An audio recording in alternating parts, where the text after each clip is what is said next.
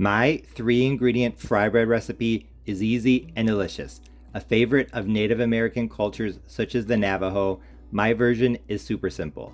Let me show you how to make it.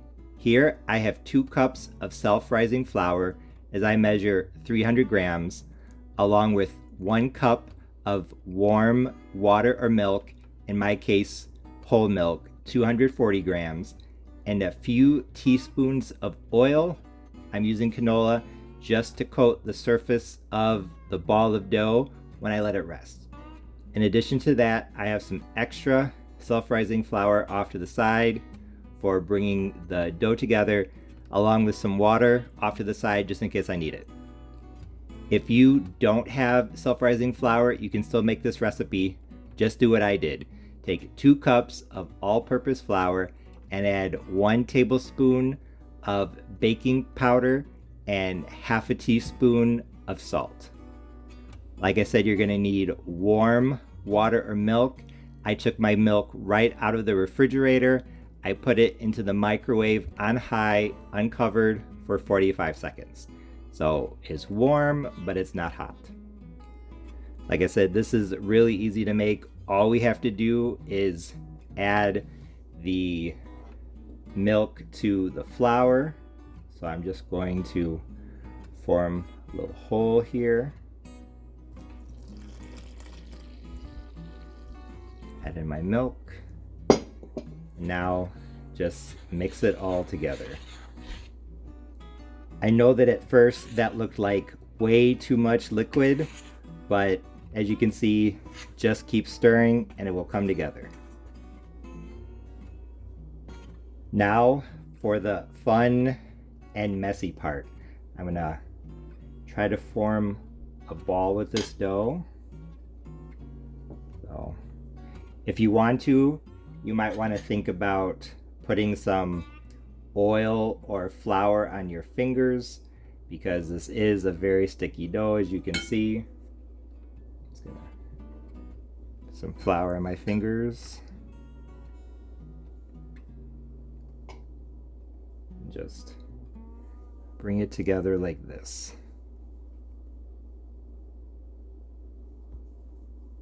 I'm not really trying to knead. I'm just bringing it together. I might knead it slightly incidentally, but I'm not kneading it on purpose. I'm just bringing it together.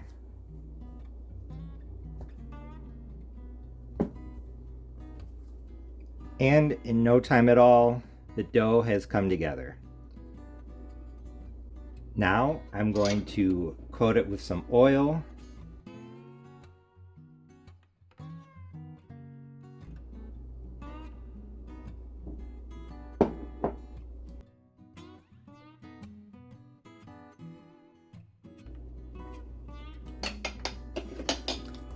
Don't forget the bottom. 3 teaspoons of oil, just to make sure that nothing gets dry. Now I'm going to take a towel, cover the bowl, and I'm going to let my fry bread dough rest for 30 minutes. My dough has rested for 30 minutes, so now it's time to start frying. Here in a 10-inch skillet, I have half an inch of oil. I'm using canola, but you can use whatever you want. I have tongs to take the fry bread in and out of the oil. I have some paper towels, a place to put the pieces of bread when they come out of the oil. I have a wet paper towel off to the side. I'm ready to go. I'm just heating up the oil till it reaches somewhere between 350 and 375 degrees Fahrenheit. So this fry bread is almost done. Now to shape the bread, you could roll it out between pieces of wax paper, but I think this is the simplest way. This recipe makes 4 fairly large pieces of fry bread. So what I'm going to do is I'm just going to break the dough into half. Put this off to the side there. Just tear it into half, and then I'll tear it into half again. If you want to get out your food scale, you can, but I think it's easier this way. Now to shape it, like I said, you could roll it between two pieces of wax paper. I've seen people throw it back and forth between their hands like this, but I think this is the easiest way if this is your first time doing it. So just at first do this to try to flatten it out, just pressing along the edges to flatten it out like this, and then put it in your hand and then smash it down against your wrist, your fingers, and your thumb. Help spread it out even more. You want to flatten it until it's about 1/4 of an inch thick. You don't want it to get too thin, because if you do, then it'll be more like a cracker. It'll be crispy. It won't be fluffy or chewy like fry bread should be. So just be aware of that. You don't want to make it too thin, about 1/4 of an inch. And also remember to put 2 holes in it to help keep it flat when it fries. Same idea as a donut. So it's gonna let gravity do the rest of the work like this. And now into the oil it goes.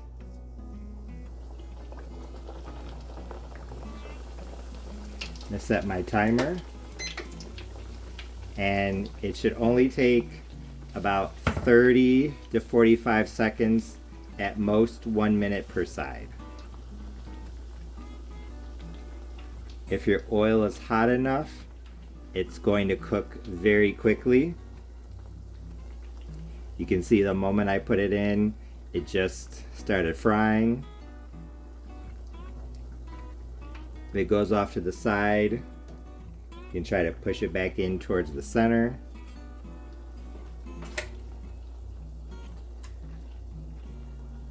Yeah, like I said, it cooks really quickly in about 45 seconds. Let you see how it looks. Shake off some of the excess oil. Then back in for, we'll say, another 45 seconds approximately. 45 seconds is nothing, so make sure when you're frying your fry bread that you give it your full attention, because as you can see, it goes from uncooked to done very, very fast.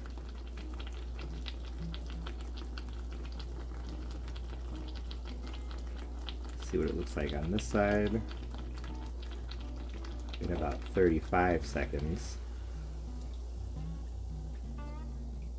You can see we'll say 45 on one second, or 45 seconds on one side, 35 seconds on the other. Perfectly golden brown. Put that one over there. And now I'll start work on the other one. And as the oil is heating back up again, you can form your next one. So, like I said, just start by pulling on the edges like this, and then put it on your hand like this, and then press it down using your fingers, your wrist, and your thumb as, I guess you could say, resistance on the back. Don't want it to be too thin, like I said. And if you're not sure if it's hot enough, just put in a little piece of dough like this, and if it bubbles vigorously like that piece did when I put it in, you know that your oil is hot enough. Put a hole there, hole here.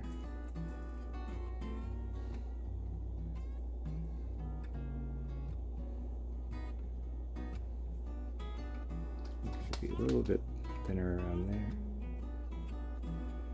And in we go.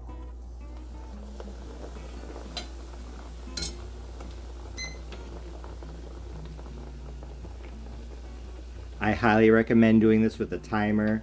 I think it's going to help you keep track of time, because as I said, This cooks very, very quickly.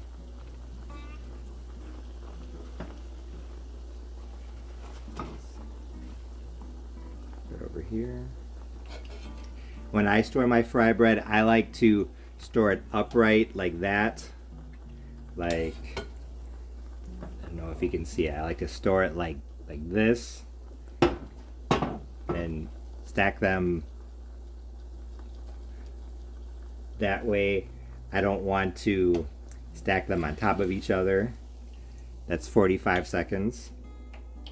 I know a lot of times when people fry things, they will put one on a plate and then a paper towel, and then they just keep stacking them. I think it turns out better if you keep them vertical.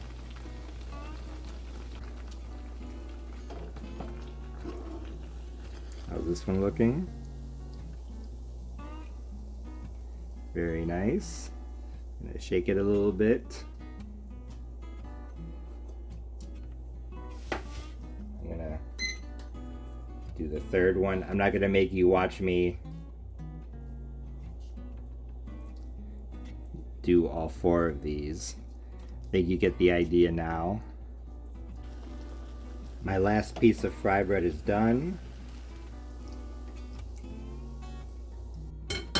And now I will show off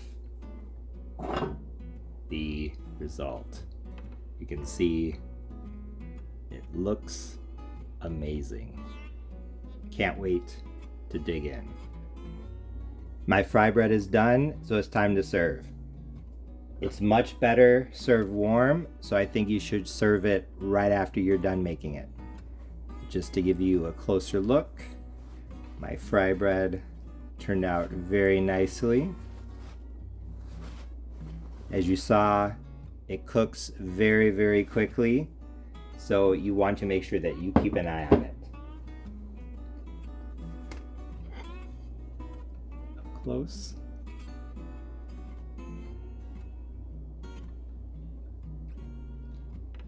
Perfectly golden brown.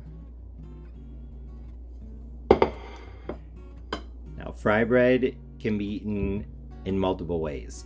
You could definitely just eat it plain, sprinkle with some salt. I've heard of people doing that. You could turn it into Navajo taco with beans and ground beef and things like that. You could eat it with chili or some stew, or you could eat it sweet. So you could drizzle it with some honey, as I'm going to do now.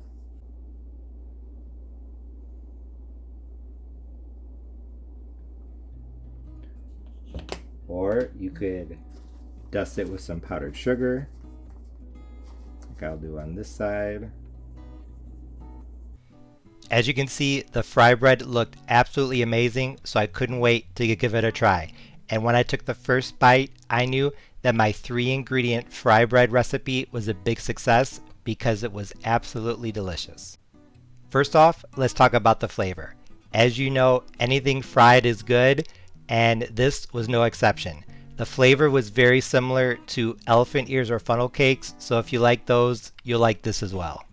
I know it sounds odd, but while I was eating this, I couldn't help but think that it tasted like something that I had had before, but that I couldn't quite put my finger on, and later on I realized it was a waffle cone. I know it seems like these are two completely unrelated things, but for some reason I thought that the fry bread tasted like a waffle cone, so if you like those and you like funnel cakes and elephant ears, this is something you need to try. Texture is a big reason why fry bread is amazing, and my batch didn't disappoint. It was crispy on the outside and light, puffy, and chewy on the inside, exactly how fry bread should be. Honestly, I think that this had just the right amount of baking powder to give it a puffiness without giving it a metallic aftertaste, so this is definitely the way to go. As you saw earlier in the video, my 3-ingredient fry bread recipe is really simple. There are just a few things you need to keep in mind. The first big thing to keep in mind is that you don't want to pat it too thinly. Like I said earlier in the video, I think 1/4 of an inch is perfect. If you get closer to 1/8 of an inch, like I've done accidentally in the past, it'll come out thin and crispy like a cracker, which is not what you want.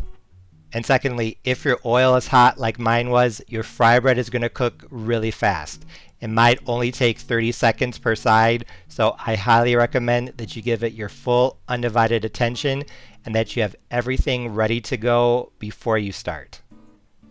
Another thing you might want to keep in mind is that I use canola oil to fry these and I thought it worked great, but a lot of traditional recipes online seem to use lard. If you can find lard, I think that would be awesome because I think it would give these a little more flavor.